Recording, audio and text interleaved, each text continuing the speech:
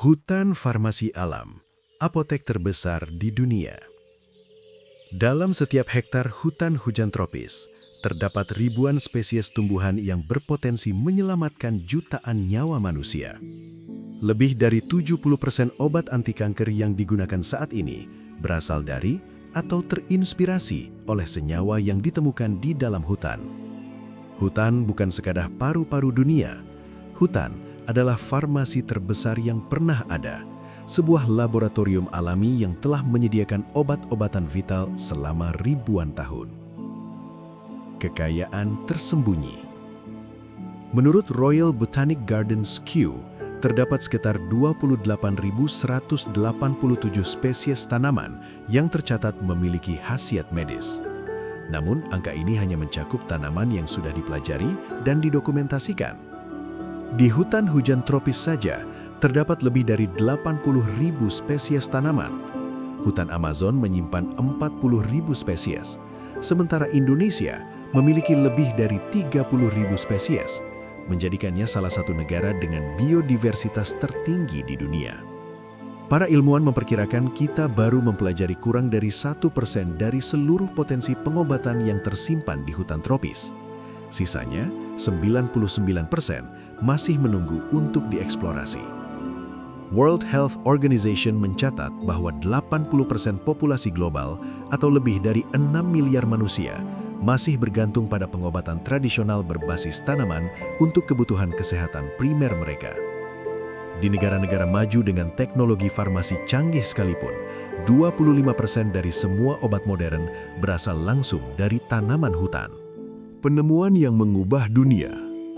Mari kita telusuri beberapa penemuan penting yang mengubah sejarah kedokteran modern. Aspirin, salah satu obat paling banyak dikonsumsi di dunia dengan lebih dari 40.000 ton per tahun, berasal dari kulit pohon willow atau Salix alba. Catatan penggunaan kulit willow untuk meredakan nyeri dan demam sudah ditemukan dalam Ebers Papyrus dari Mesir kuno tahun 1534 sebelum Masehi. Hippocrates, bapak kedokteran modern, juga meresepkan ekstrak daun willow sekitar tahun 400 sebelum Masehi. Pada tahun 1828, ilmuwan Jerman Johann Buchner berhasil mengisolasi senyawa aktif dari kulit willow yang dinamakan salisin. Pada tahun 1897, Felix Hoffmann dari Bayer mensintesis asam asetil salisilat yang kini kita kenal sebagai aspirin. Meskipun sekarang diproduksi secara sintetis, inspirasinya datang langsung dari pohon yang tumbuh di hutan. Quina atau quinin, obat yang telah menyelamatkan jutaan nyawa dari malaria, berasal dari kulit pohon cinchona yang tumbuh di hutan Andes Peru dan Ekuador. Masyarakat adat Quechua telah menggunakan kulit pohon ini untuk mengobati demam jauh sebelum kedatangan penjajah Eropa.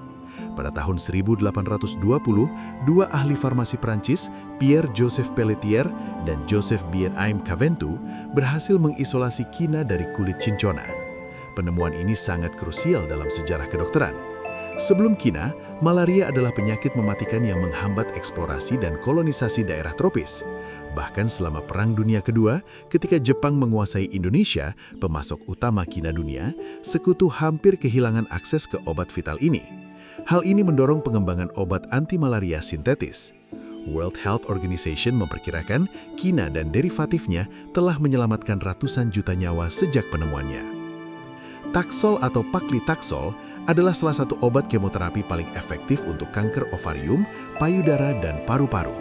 Senyawa ini ditemukan pada tahun 1962 dari kulit pohon Yew Pacific atau Taxus brevifolia di hutan Washington State, Amerika Serikat. Tantangan terbesar adalah ekstraksi. Untuk mendapatkan 1 kg taxol, dibutuhkan kulit dari sekitar 3.000 pohon yew berusia 100 tahun. Ini jelas tidak berkelanjutan. Pada tahun 1990-an, ilmuwan berhasil menemukan cara memproduksi taxol secara semi-sintetis dari prekursor yang lebih mudah didapat dari daun pohon yew Eropa, yang dapat dipanen tanpa membunuh pohonnya.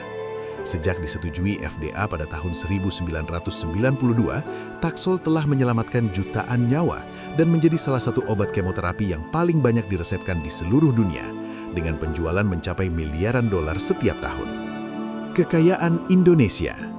Indonesia, sebagai salah satu dari 17 negara mega biodiversitas di dunia, menyimpan kekayaan farmasi yang luar biasa. Dari lebih dari 30.000 spesies tanaman di Indonesia, sekitar 9.600 spesies memiliki khasiat obat, sekitar 90% dari total tanaman obat yang ada di Asia. Namun dari jumlah tersebut, hanya sekitar 300 spesies yang telah dimanfaatkan secara komersial dalam industri jamu dan farmasi tradisional. Mengkudu atau Morinda citrifolia telah digunakan dalam pengobatan tradisional selama lebih dari 2000 tahun. Penelitian modern menunjukkan mengkudu mengandung lebih dari 160 senyawa fitokimia, termasuk terpenoid, anthraquinone, dan flavonoid. Studi yang dipublikasikan dalam jurnal Cancer Letters menunjukkan ekstrak mengkudu dapat menghambat pertumbuhan sel kanker payudara hingga 40–60%. Temulawak atau Curcuma xanthorrhiza adalah tanaman endemik Indonesia yang bahkan namanya dalam bahasa Latin menggunakan nama lokal.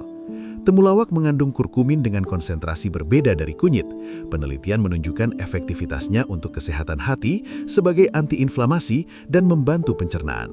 Studi klinis yang dipublikasikan dalam Clinical Gastroenterology and Hepatology menunjukkan ekstrak temulawak efektif mengurangi gejala dispepsia atau gangguan pencernaan. Sambiloto atau Androgenus paniculata adalah tanaman yang sangat pahit namun efektif untuk infeksi saluran pernafasan. Selama pandemi COVID-19, Sambiloto mendapat perhatian khusus karena potensi antiviralnya. Penelitian in vitro menunjukkan andrografolit, senyawa aktif utama dalam Sambiloto, dapat menghambat replikasi virus. Meta-analisis yang dipublikasikan dalam jurnal Phytomedicine menemukan Sambiloto efektif mengurangi durasi dan keparahan infeksi saluran pernafasan atas. Hutan Papua, bagian dari kompleks hutan hujan New Guinea yang merupakan salah satu yang terkaya biodiversitasnya di dunia, masih menyimpan ribuan spesies yang belum teridentifikasi, apalagi diteliti khasiat obatnya. Setiap ekspedisi penelitian ke Papua masih terus menemukan spesies-spesies baru yang belum pernah tercatat sebelumnya. Pengetahuan masyarakat adat. Lebih dari 75% tanaman obat modern ditemukan berdasarkan pengetahuan masyarakat adat.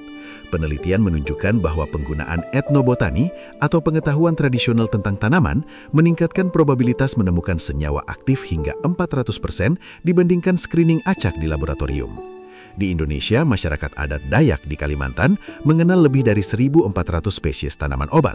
Mereka telah menggunakan pengetahuan ini selama ribuan tahun untuk mengobati berbagai penyakit, dari luka ringan hingga penyakit serius seperti malaria dan gangguan pencernaan kronis. Suku Asmat di Papua memiliki pengetahuan mendalam tentang tanaman untuk mengobati malaria dan berbagai jenis infeksi. Mereka mengidentifikasi tanaman berdasarkan pengamatan terhadap perilaku hewan yang sakit yang secara instingtif mencari tanaman tertentu untuk menyembuhkan diri. Suku Baduy di Jawa Barat mempertahankan praktik pengobatan tradisional selama berabad-abad tanpa influence medis modern. Mereka memiliki sistem klasifikasi tanaman obat yang sangat detail, membedakan penggunaan berdasarkan waktu panen, metode pengolahan, dan kombinasi dengan tanaman lain. Namun pengetahuan berharga ini terancam hilang. UNESCO memperkirakan satu bahasa, dan bersama itu pengetahuan tradisional yang terkandung di dalamnya punah setiap 2 minggu. Ketika seorang tetua adat meninggal tanpa mewariskan pengetahuannya kepada generasi berikutnya, kita kehilangan perpustakaan medis yang tidak ternilai harganya. Ini adalah kehilangan yang tidak dapat dipulihkan. Ancaman dan tantangan. Global Forest Watch mencatat bahwa antara 2002 hingga 2023, Indonesia kehilangan 9,8 juta hektar hutan hujan primer, area yang setara dengan luas negara Portugal. Setiap tahun diperkirakan 27.000 spesies tanaman dan hewan punah karena deforestasi hutan tropis di seluruh dunia. Bersama kepunahan tersebut, kita kehilangan potensi obat-obatan yang mungkin tidak akan pernah kita temukan. Sebuah tanaman yang mungkin menyimpan kunci pengobatan untuk Alzheimer, Parkinson, atau jenis kanker tertentu bisa punah sebelum kita sempat menelitinya. Perubahan iklim juga mengancam distribusi dan keberlangsungan tanaman obat. Studi yang dipublikasikan dalam jurnal Nature menunjukkan bahwa 16% spesies tanaman obat terancam punah karena perubahan iklim dan hilangnya habitat. Tanaman-tanaman ini memerlukan kondisi ekologis yang sangat spesifik untuk tumbuh, dan perubahan sekecil apapun dalam temperatur atau curah hujan dapat mengancam kelangsungan hidup mereka. Deforestasi juga mengancam masyarakat adat yang menjadi penjaga pengetahuan tentang tanaman obat. Ketika habitat mereka dihancurkan, mereka terpaksa berpindah dan terputus dari sumber pengetahuan tradisional mereka.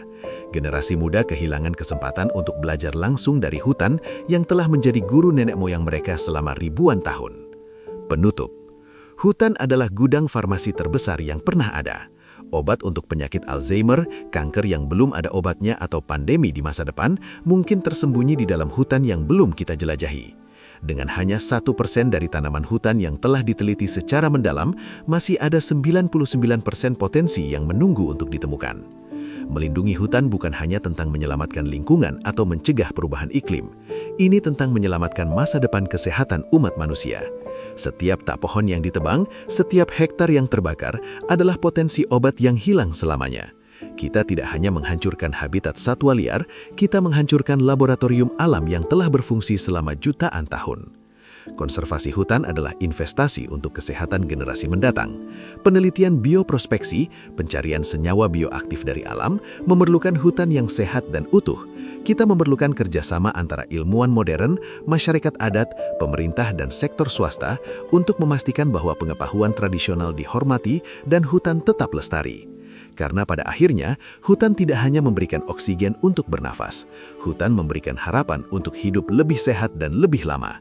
Masa depan pengobatan tidak hanya ada di laboratorium canggih dengan teknologi mutakhir, tetapi juga di dalam hutan yang masih asri, di antara pepohonan yang menyimpan rahasia penyembuhan yang telah ada jauh sebelum peradaban manusia modern.